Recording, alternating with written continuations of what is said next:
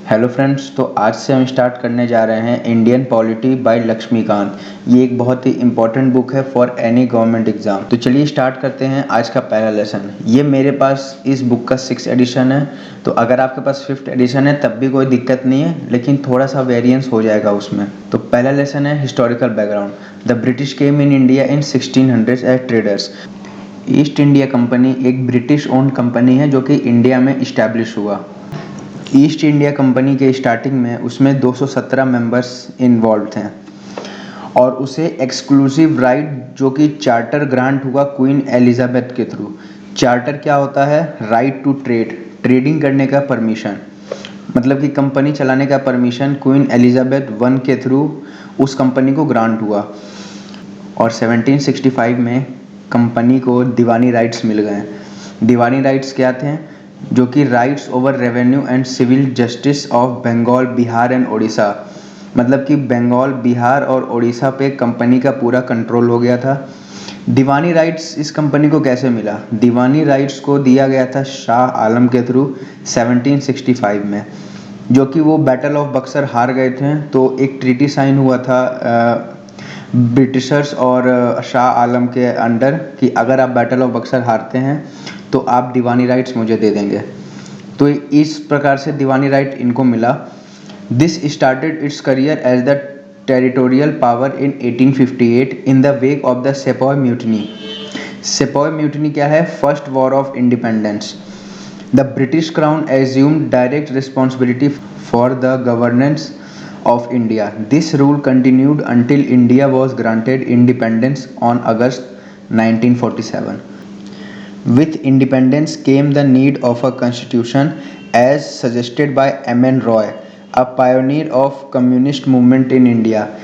M.N. Roy के through ये suggest किया गया था कि एक कॉन्स्टिट्यूशन होना चाहिए और 1946 में एक कॉन्स्टिट्यूशन असेंबली फॉर्म किया गया। फिर शुरू होता है द कंपनी रूल 1773 से 1858 और उसके बाद द क्राउन रूल 1858 से 1947। तो आज हम करेंगे द कंपनी रूल 1773 से 1858। द कंपनी रूल का पहला एक्ट आता है regulating act of 1773। This act was of great constitutional important as it was first step taken by the British government to control and regulate the affairs of the East India Company in India। ये एक first step लिया गया constitution of India के development के लिए और ये step लिया गया था विलियम पिट्स के थ्रू, जो कि उस समय के पीएम थे। It recognised the first time the political and administrative functions of the company and it laid the foundations of central administration of India.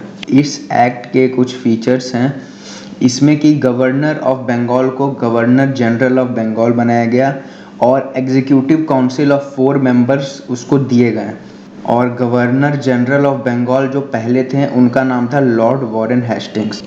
It made the governors of Bombay and Madras presidencies subordinate to the governor general of Bengal. मतलब इसका मतलब ये है कि जो बॉम्बे और मद्रास के presidencies थे वो रिपोर्ट करेंगे अब गवर्नर जनरल ऑफ बंगाल को, मतलब governor general of Bengal superior हो गए अब इनमें से। Unlike earlier when the 3 presidencies were dependent of the another, it provided for the establishment of the supreme court. तो याद रखिएगा रेगुलेटिंग एक्ट ऑफ 1773 में सुप्रीम कोर्ट का इस्टेब्लिशमेंट हुआ जो कि कैलकाटा में हुआ इन 1774 और उसमें एक चीफ जस्टिस और 3 अलग जज अपॉइंट किए गए थे। It prohibited the servants of the company from engaging in any private trade. इस एक्ट ने कंपनी के ऑफिशियल्स को कोई भी प्राइवेट ट्रेड करने से प्रोहिबिट किया, मतलब कि वो सिर्फ कंपनी का ही काम करेंगे, आउटर काम जैसे आउटर ट्रेडिंग कोई भी नहीं होगा। It strengthened the control of the British government over the company by requiring the court of directors, governing body of the company, to report on its revenue, civil and military affairs. इस company को boost up करने के लिए court of directors का establishment किया गया जो कि सिर्फ revenue, civil and military affairs में ही इन्वॉल्व रहेंगे। फिर उसके बाद आता है अमेंडिंग एक्ट ऑफ 1781। इस एक्ट को हम एक्ट ऑफ सेटलमेंट भी कहते हैं। ये क्वेश्चन डायरेक्टली भी पूछता है कि एक्ट ऑफ सेटलमेंट हम किसे कहते हैं, तो याद रखिएगा अमेंडिंग एक्ट ऑफ 1781 को एक्ट ऑफ सेटलमेंट कहते हैं। इसके कुछ features, it exempted the governor general and council from jurisdiction of supreme court. इसका मतलब ये है कि अगर गवर्नर जनरल कोई भी ऑफिशियल वर्क करेंगे तो उसमें सुप्रीम कोर्ट इंटरफेयर नहीं करेगा। कोई भी सर्वेंट अगर ऑफिशियल कैपेसिटी से वर्क कर रहे हैं तो उसमें भी सुप्रीम कोर्ट इंटरफेयर नहीं करेगा। इन रेवेन्यू मैटर्स, अब बात आता है कि सुप्रीम कोर्ट किन किन चीज़ों में इंटरफेयर नहीं करेगा, तो वो चीज़ें हैं रेवेन्यू मैटर। सुप्रीम कोर्ट इसमें रेवेन्यू के मामले में भी इंटरफेयर नहीं करेगा और जो भी ऑफिशियल्स कैपेसिटी वर्क करेंगे उनमें भी ये इंटरफेयर नहीं करेगा। और सुप्रीम कोर्ट का जुरिस्डिक्शन सिर्फ और सिर्फ कैलकाटा के ऊपर रहेगा। Appeals from the provincial court to be taken to governor general in council and not supreme court, मतलब जो भी अपील्स रहेंगे वो सीधे गवर्नर जनरल के पास जाएंगे, ना कि सुप्रीम कोर्ट के पास।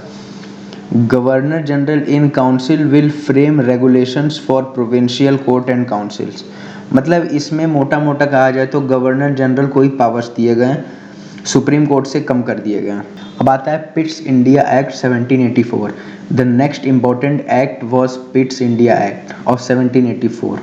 पिट्स इंडिया एक्ट में commercial and political functions company के डिस्टिंग्विश किए गए, मतलब दोनों को अलग अलग किए गए। इसमें कोर्ट ऑफ डायरेक्टर्स बनाया गया जो कि मैनेज करेगा commercial affairs, but created a new board of control भी इसमें क्रिएट किया गया जो कि मैनेज करेगा पॉलिटिकल अफेयर्स। दस it's established a system of double government, मतलब इसमें कोर्ट ऑफ डायरेक्टर्स भी हो गए और बोर्ड ऑफ कंट्रोल भी हो गया। इसमें कोर्ट ऑफ डायरेक्टर्स जो होंगे वो रिप्रेजेंट करेंगे ईस्ट इंडिया कंपनी को, मतलब कोर्ट ऑफ डायरेक्टर्स सारे कमर्शियल काम करेंगे और बोर्ड ऑफ कंट्रोल जो रहेगा वो सेंट्रल ब्रिटिश गवर्नमेंट के अंदर रहेगा जो कि सारे पॉलिटिकल फंक्शंस देखेगा ईस्ट इंडिया कंपनी के। मतलब कि बोर्ड ऑफ कंट्रोल हो गया जो कि गवर्नमेंट के हाथ में चला गया, और कोर्ट ऑफ डायरेक्टर्स हो गया जो कि सिर्फ कमर्शियल काम अब ईस्ट इंडिया कंपनी देखेगी, मतलब कि ईस्ट इंडिया कंपनी के हाथों से कुछ पावर्स वापस खींच ली गई। It empowered the board of control to supervise and direct all operations of the civil and military government or revenues of the British possessions in India. Thus, the act was significant for two reasons. First, the company's territories in India were for the first time called the British possessions in India. मतलब जो कि British के territories आए India में वो first time east India company ना कहला के ब्रिटिश पोजेशंस इन इंडिया कहलाएं। और second, the British government was given the supreme control over companies affairs and it's administration. ये वही बात है जो हम अभी कहे थे, जैसे कि कोर्ट ऑफ डायरेक्टर्स जो बना जो कमर्शियल अफेयर्स सिर्फ देखेगा, मतलब कि अब British government board of control company के अफेयर्स देखेगा जो कि एडमिनिस्ट्रेटिव लेवल पे होंगे इंडिया में। अब आता है एक्ट ऑफ 1786। एक्ट ऑफ 1786 में क्या हुआ, Lord Cornwallis was appointed as the governor general of Bengal. Lord William Hastings के बाद लॉर्ड कॉर्नवालिस हुए गवर्नर जनरल ऑफ बंगाल। उनके दो डिमांड थे, he should be given power to override the decision of his council in special, मतलब कि Lord Cornwallis ने एक वीटो पावर का डिमांड किया था, जैसे कि वो जो बाकी 4 मेंबर्स थे काउंसिल के उनके ऑर्डर को भी डिनाई कर सकते हैं, उनके ऊपर अपना ऑर्डर रख सकते हैं, मतलब इंडिविजुअली वो कोई भी डिसीजन ले सकते हैं और वो बनेंगे कमांडर इन चीफ। ये उनका सेकेंड डिमांड था, he would also be the commander in chief. Accordingly, the Act of 1786 was enacted to make both the provisions. तो 1786 में कुछ नहीं हुआ, मतलब कि इसमें लॉर्ड कॉर्नवालिस नए गवर्नर जनरल ऑफ बंगाल बने। उनका एक था कि उनको वीटो पावर चाहिए था कि वो इंडिविजुअली भी कोई भी फैसला ले सकते हैं एक्सेप्ट द 4 काउंसिल मेंबर्स, और दूसरा था कि वो कमांडर इन चीफ बने। अब आता है चार्टर एक्ट ऑफ 1793, और एक कंडीशन था इसमें कि गवर्नर जनरल जो रहेंगे बंगाल के वो ज़्यादा पावरफुल रहेंगे as compare to presidencies of Bombay and Madras. It extended the trade monopoly of the company in India and another 20 years of period. ये जो ट्रेड मोनोपोली है ये पहले 15 ईयर्स का, मतलब ये शेड्यूल था 15 ईयर्स पे इसको एक्सटेंड किया जाएगा, लेकिन फिर उसको बाद में 20 ईयर्स पे एक्सटेंड किया गया। यहाँ से वो चीज़ चेंज हो गया 15 to 20 years. It provided that the commander in chief was not to be member of the governor general council. मतलब इसमें जो है कमांडर इन चीफ जो रहेंगे वो गवर्नर जनरल काउंसिल के मेंबर नहीं रहेंगे जब तक कि उन्हें अपॉइंट नहीं किया जाता है गवर्नर जनरल के थ्रू। और इसमें चार्टर एक्ट 1793 में एक और बड़ा डिसीजन लिया गया कि जो भी ऑफिशियल्स या जो भी एक्सपेंसेस होते हैं ईस्ट इंडिया कंपनी के इंडिया में रहते हुए, वो इंडियन रेवेन्यू से ही अपने एक्सपेंसेस को पूरे करेंगे। मतलब कि उन्हें ब्रिटिशर्स से कोई भी फंडिंग नहीं आएगा, कुछ भी नहीं आएगा, वो अपने एक्सपेंसेस इंडियन रेवेन्यू के थ्रू ही पूरा करेंगे। All the expenses will be paid from Indian revenue. Charter act of 1813 में trade monopoly was abolished. Indian trade was thrown open to all British member but monopoly of East India Company was continued in tea trade and trade with China. इसका मतलब है कि जो charter act 1813 में trade monopoly जो था east India company का वो हटा दिया गया, और इसमें कि जो ट्रेडिंग का रूल, जो ट्रेडिंग मोनोपोली था उसमें ब्रिटिश मर्चेंट्स को भी हिस्सा मिला। मतलब कि अब इंडिया से कोई भी ट्रेड कर सकता है, मसालों का या तो कुछ भी हुआ, इंडिया से कोई भी ब्रिटिश कंपनी आके वो ट्रेडिंग कर सकती है। लेकिन इसमें ईस्ट इंडिया कंपनी के पास दो मोनोपोली रहा इंडिया में, वो था टी का ट्रेड और trade with China.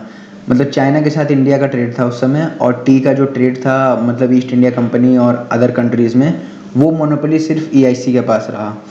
It allowed the Christian ministries to come in India for the purpose of enlightening the people. मतलब इसमें कहा गया है कि वो फिर क्रिश्चियंस को इंडिया बुलाने लगे कि इंडियन लोग क्रिश्चियन धर्म को अपना लें और फिर वो क्रिश्चियन माइनॉरिटीज़ में चेंज हो जाएं। मतलब ये फोर्थ और फिफ्थ पॉइंट में ये कहा गया है कि वेस्टर्न एजुकेशन भी लाया गया इंडिया में, और उसके बाद कहा गया कि जो लोकल बॉडीज़ हैं, लोकल गवर्नमेंट है, जैसे राजा महाराजा जो हैं या तो कोई भी local government east India Company के, वो इंडियंस पे टैक्स लगा सकते हैं, और अगर इंडियंस टैक्स ना पे करें तो उन्हें पनिश भी कर सकते हैं। चार्टर एक्ट ऑफ 1833 में क्या था? This act was final step towards centralisation in British India. मतलब कि ईस्ट इंडिया कंपनी पहले आई, उसके बाद धीरे धीरे सेटल होने में टाइम लगा। मतलब कि 1600 में आई, फिर वो 1833 तक उसका फाइनल मूव रहा सेंट्रलाइजेशन के थ्रू ब्रिटिशर्स का।